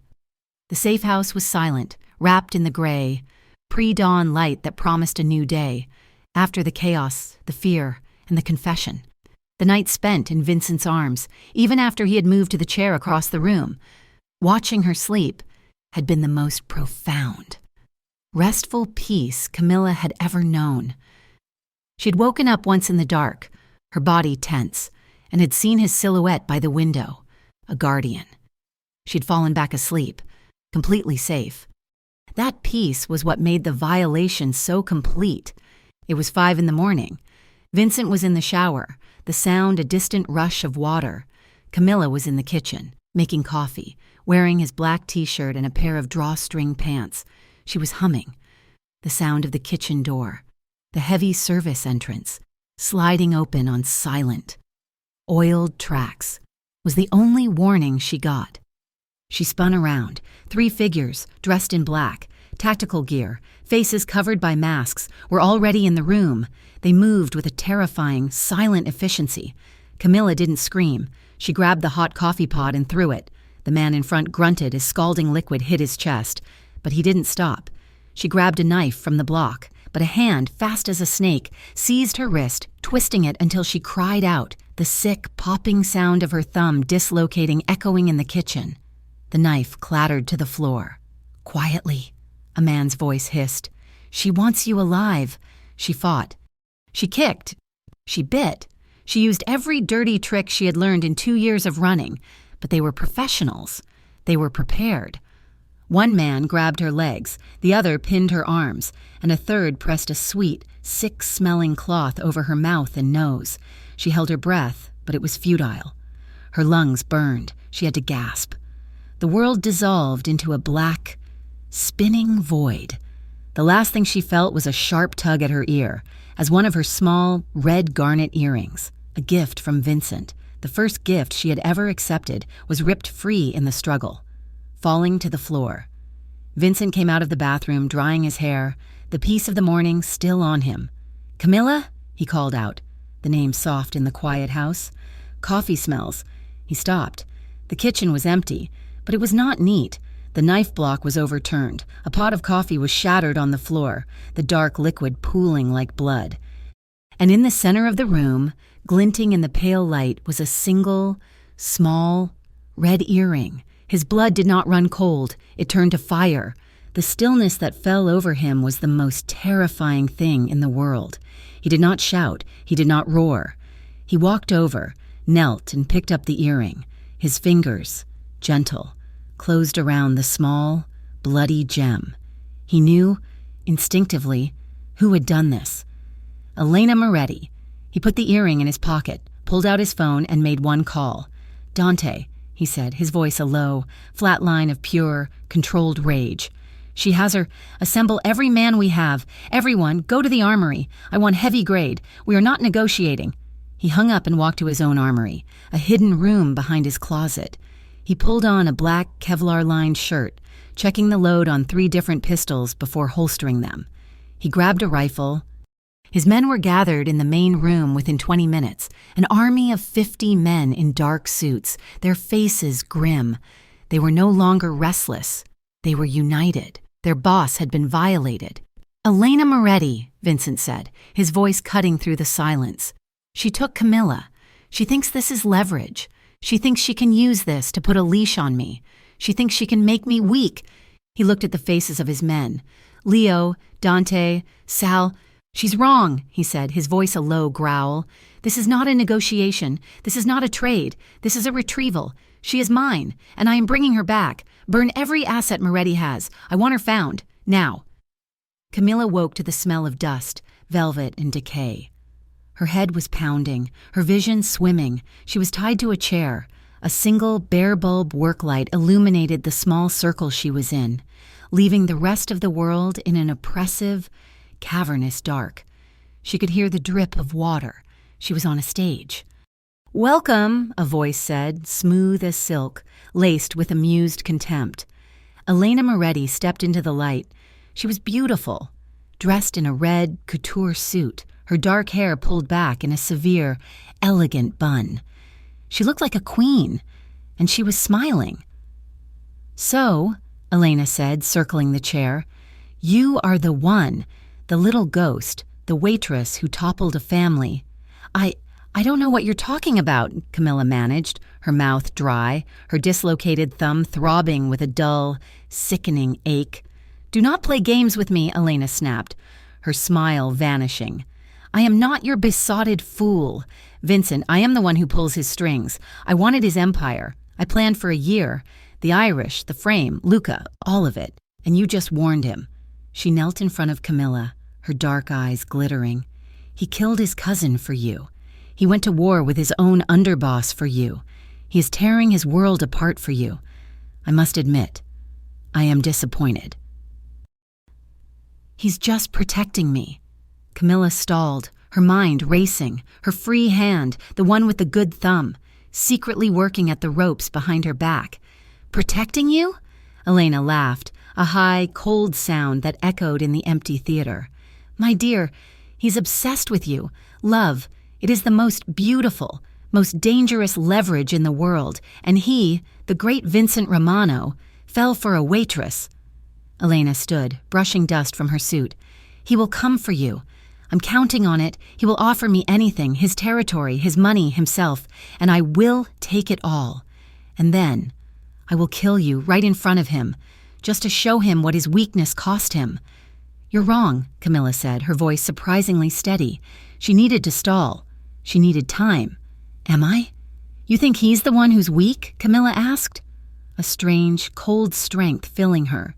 "He's coming, he is, but he's not coming to negotiate. He's coming to kill you. You didn't put a leash on him. You just gave him a target." Elena's smile faltered. She slapped Camilla, a sharp, stinging blow that snapped her head to the side. "Your loyalty is touching and pathetic. He's just a man, and you are just a girl. He will not get in. My men hold this building. It is a fortress." "He'll get in," Camilla whispered, tasting the blood on her lip. She had to get free. She focused on her left hand, the one tied to the chair's arm, the thumb. She knew how to do this. She had seen it in a movie, practiced it in her head, 1,000 times, in case Evan ever... She took a deep breath. She closed her eyes, and she pushed. The pain was not a sound. It was a white, blinding light. She screamed, a raw, animal sound that was muffled by the cavernous dark. She pushed her thumb, her joint, her bone, past the point of return, collapsing it inward, the pop this time a wet, sickening, grinding sound. Elena, who had been on her phone, spun around. "What? What is it?" "My hand," Camilla whimpered, slumping over, playing the part. "The ropes you broke my hand." "Pathetic," Elena hissed, turning away, disgusted. "He'll be here in an hour. We'll fix your face before he arrives." But Camilla's hand was free. The rope was loose. She was in agony, but she was free. Vincent's operation was not a brawl. It was an infiltration. He and 2 of his best men, Dante and a wiry man named Ghost were in the tunnels beneath the abandoned Orpheum Theater. They had found it in 20 minutes by persuading one of Elena's men. 2 men on the roof, Dante whispered, his voice a low breath in Vincent's earpiece. 6 on the ground floor, 4 in the main theater. She's on the stage. We go silent, Vincent said, his voice a flat, cold command. Ghost, the power, the main box is in the basement. Kill the house lights, leave the stage lights. I want her to know we're here.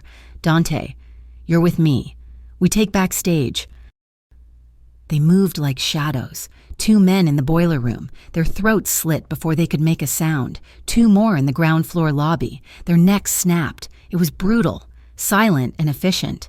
Now, Vincent whispered, Ghost in the basement, pulled the main breaker, the entire theater, except for the single buzzing work light on the stage, plunged into absolute pitch-black darkness. On stage, Elena spun around. What is it? He's here, Camilla whispered. Get the lights, Elena shrieked into her earpiece, but it was too late. Camilla, in the confusion, had slipped her other hand free. She was on her feet.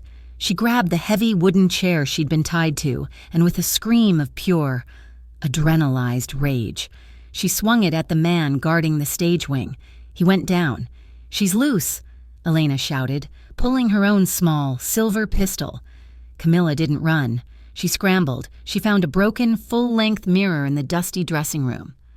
She grabbed a shard, a long, triangular piece of glass, and wrapped the bottom in a piece of velvet. A guard, one of Elena's men, burst into the dressing room, his flashlight beam cutting the dark. There you! She lunged, not with a scream, but with a sob.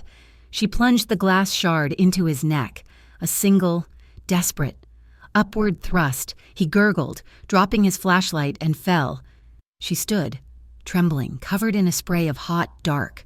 She stumbled back, horrified, dropping the glass. The flashlight rolled on the floor, its beam spinning. She grabbed it and ran into the absolute, oppressive darkness of the backstage corridors.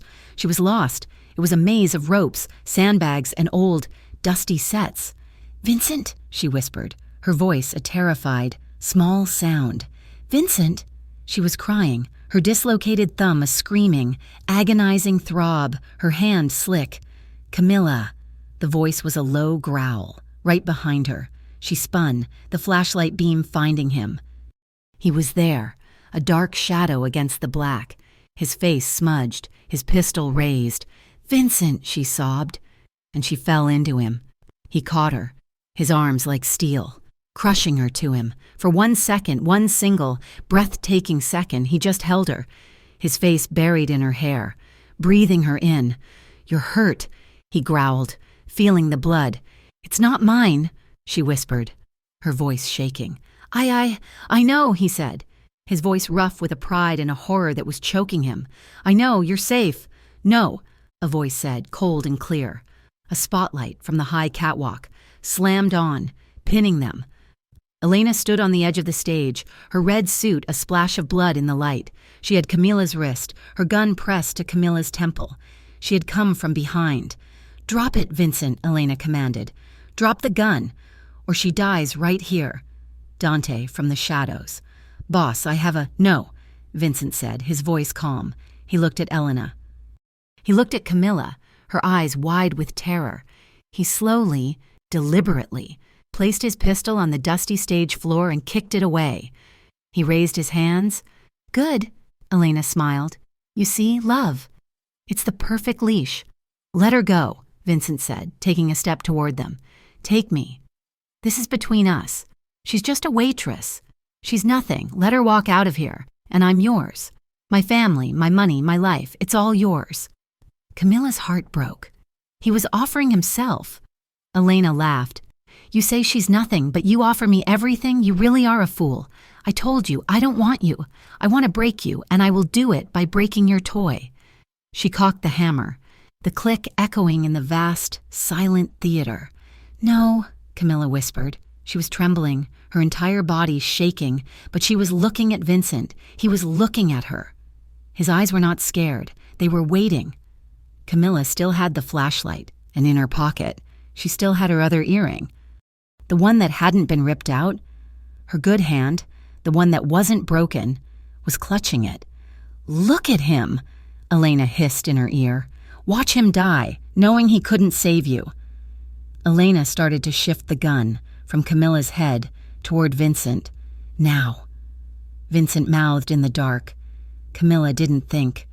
She acted. She tore her remaining earring from her ear, a sharp, searing pain, and she threw it. She threw it with all her strength, directly at Elena's face. It was a tiny thing.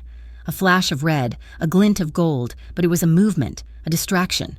Elena flinched. Her eyes, for 1/10 of a second, tracked the object. She blinked. A single, deafening crack echoed through the theater, so loud it shook the dust from the rafters.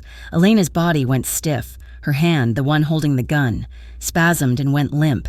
She looked down, at her chest, a small, dark circle appearing on her red suit. She looked at Vincent, her expression one of pure, blank surprise. She fell, a puppet with its strings cut. Vincent had not fired. He was still standing. Hands raised, Dante, from the high catwalk, lowered his rifle. Target neutralized. Boss. The silence that followed was absolute. Camilla stared at the body, at the gun, at Vincent, and then the adrenaline, the fear, the pain. The last 2 years it all came crashing down. Her knees buckled. She collapsed, her body finally giving out. Vincent was there before she hit the floor. He caught her, sliding, holding her, pulling her against his chest, shielding her from the sight. "It's over," he whispered, his voice rough, his body trembling with the aftershock. He held her, his hand in her hair, rocking her as a deep, shuddering sob tore through her. "It's over. You're safe. You're safe." He lifted her, her head lolling against his shoulder, her good hand clutching the front of his shirt. He was bruised. She was bleeding. They were a mess. He looked up at Dante. "Clean this up. All of it. I want Moretti's entire empire gone by dawn." "Yes, boss." Vincent carried her, bridal style, through the ruined theater. He walked past the stage, past the rows of empty, dusty seats, and toward the front lobby, where the first, pale gray light of dawn was beginning to break through the boarded-up doors. He kicked the plywood away, and the light streamed in, illuminating the floating dust, illuminating the exhaustion on his face, the tear tracks on hers. He stepped out onto the sidewalk, into the cool morning air. The city was just waking up. She stirred in his arms, her head lifting, her eyes fluttering open. She looked at him, at his strong jaw, at the cut on his cheek. "This is over," he whispered, his voice raw. "You're safe, and I am never letting go." He didn't put her down, he just held her, and he started to walk. They walked, hand in hand in his arms, really, through the ruined, quiet streets, scarred and bleeding and alive. They were free to finally begin again, together. Thank you so much for listening to this story. We are so grateful to have you here, sharing this journey with us. We would love to know where you're listening from, so please let us know in the comments below if you enjoyed this and want to follow where their story goes from here. Please be sure to subscribe to Mafia Romance Stories. We read all of your thoughts and feedback, so please share them with us in English. We cannot wait to see you in the next chapter.